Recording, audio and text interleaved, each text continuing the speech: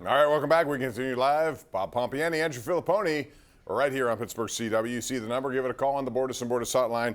Andrew, Jim Rutherford came out and told Josh Yohe of The Athletic today that he was doubling down in his defense of a defenseman named Jack Johnson, who he basically made it sound like did not have as bad a season as people want to believe. He put more of the blame on Justin Schultz, which is a little bit something I didn't expect from the Penguin organization, only because he's leaving as a free agent. You want to try to say thank you very much for your service and move on. But he was really critical of Schultz more so than Jack Johnson. Your take? Well, first of all, on the Schultz thing, Bob, I mean, Justin Schultz has an agent, right? And he doesn't just represent Justin Schultz. If I was his representation, I would be furious with the way the Penguins have slandered him out the door. We get it. He didn't play well in the postseason. He didn't play well in 2020. But it to me, is inappropriate to pile on a guy that won you a Stanley Cup in 2017, was an all-star, and picked up the slack when Chris Letang went out with an injury. So that's number one. As far as Johnson goes and Rutherford's comments, Bob, I've never, and I am going to emphasize this, I've never in my life seen a general manager in a professional sport go to the mat for such a marginal player over and over again in my entire life. And defend him, not just against media. It's not like he's saying there are people in this town like you and me that have opinions. He's confronting reporters. He's calling out fans. He said in that article, the fans did not give Jack Johnson a fair chance. It was unfair and uncalled for. Bob, sometimes the fans are right. Fans did the same thing with Kevin Stallings at Pitt, and they were dead on. They were 100% right about that. And history is repeating itself with Jack Johnson. Well, fans have an opportunity to do whatever they want. They spend money, they can voice their disapproval, and really, nobody should mind that. That's the way it goes. You got to have thick skin in the sports business.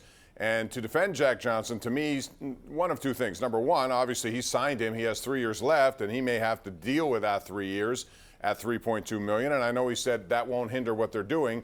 But at the other side of it, he may also be trying to make sure people understand that he's still available by trade, and he's not a bad guy. He's a physical guy. He was going through all of his attributes. And listen, I think Jack Johnson, when he plays the kind of game he can play, is a good guy, as a bottom six kind of a defenseman. He blocks shots, but we didn't see that in that playoff series. And he wasn't the only culprit, by the way. There were a lot of people who didn't do their share, including superstars who got to do more than they did. So that's the bottom line. No doubt about that, Bob, but can't he say, isn't there room to say in there, we still believe in the player, but he did not perform well? Sure. I mean, right. It's not like these scouts and other general managers don't have eyes. They're not just going to take Jim Rutherford at his word and say, well, Jim Rutherford still likes the player. Let's trade for him now. No, but you see guys do that when they're trying to, if they want to move an asset or somebody they believe is an asset, they've got to try to say good things about him. You're right, though. People see what they see and they know what they know. And so, the Penguins have got some issues, too, talking about just moving players. If they want to move Patrick Hornquist, he's a guy who has really been beaten up over the years. He's a great player in front of the net. He's relentless, but he's also been hit a lot. And he's getting older, and his command's over $5 million. What are you going to get in a return for him if you want to move him? It's getting harder and harder when guys get up there, when they have no trade clauses. So there's a lot of stuff that makes it difficult. All right, let's get to the lines, Andrew. They are hopping tonight. JB first in the Squirrel Hill area. Hey, JB. How are you guys? We're good. All right. I have two things, different sports.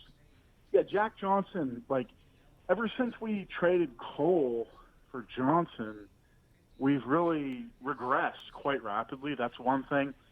The other thing, LeBron James just responding like a champion tonight. Kick him. Okay. Yeah, wonderful.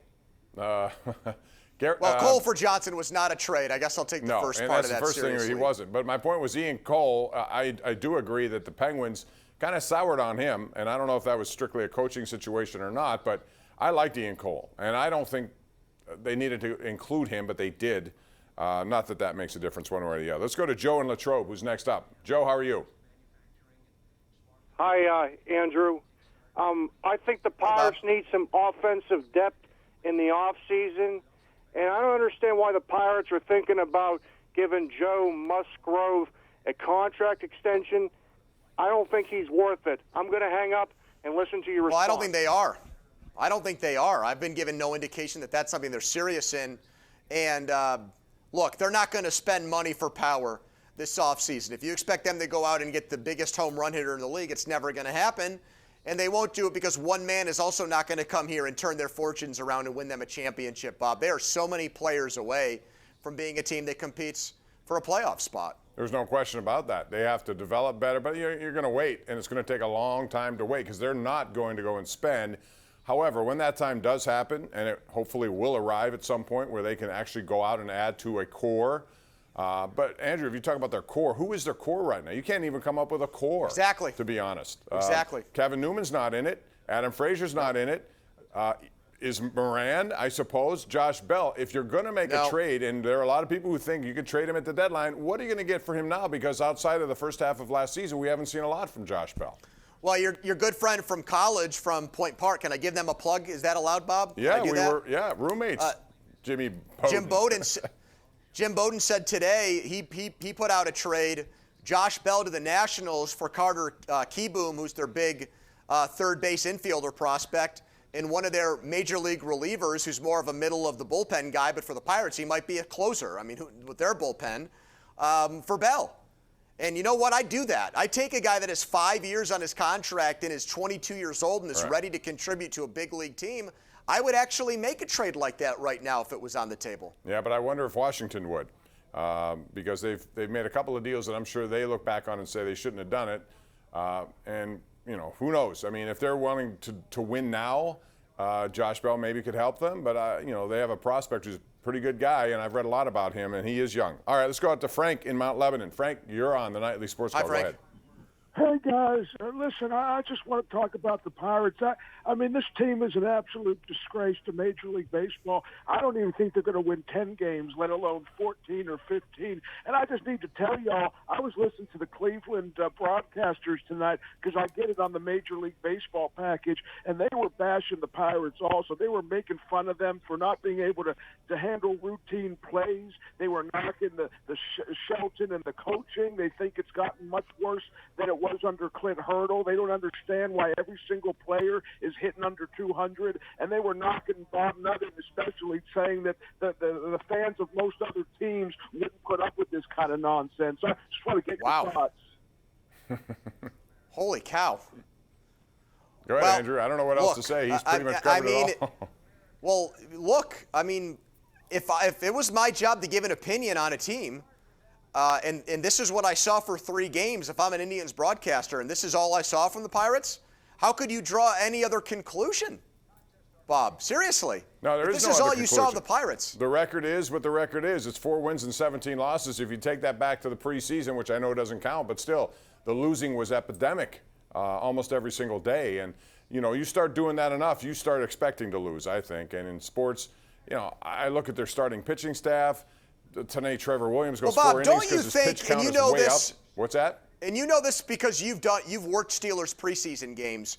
Those games, it's about getting guys opportunities, and the final score doesn't matter. If you win, great. If you don't, no big deal. Right. I almost feel doesn't it sound like the Pirates are treating these games this way?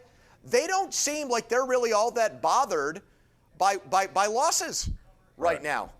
No, they're not. And every now and then, it'd be nice for Derek Shelton to come out and be critical of something. And I know, you know, he's in his first year. I know he's learning on the job as a manager in the big leagues. But at the same time, and I like his personality. I like how he handles things. But I would like to see a little bit more passion at times, unless he expects this kind of stuff to go on. And there's been a lot of talk about them trying to get the #1 pick in the draft. We'll see. At this point, they're slated to get it. And, you know, that down deep, that may be their intention to do it that way. Who knows? All right, now it's time for our Tri-State Office Furniture tweet of the day. And this comes to us from Pat Narduzzi. Interesting. Now, he has 2 different pictures here. The top one is from the pandemic, the Spanish flu back in 1918. Wow. And they had masks on, as you can see there, as they're going through practice.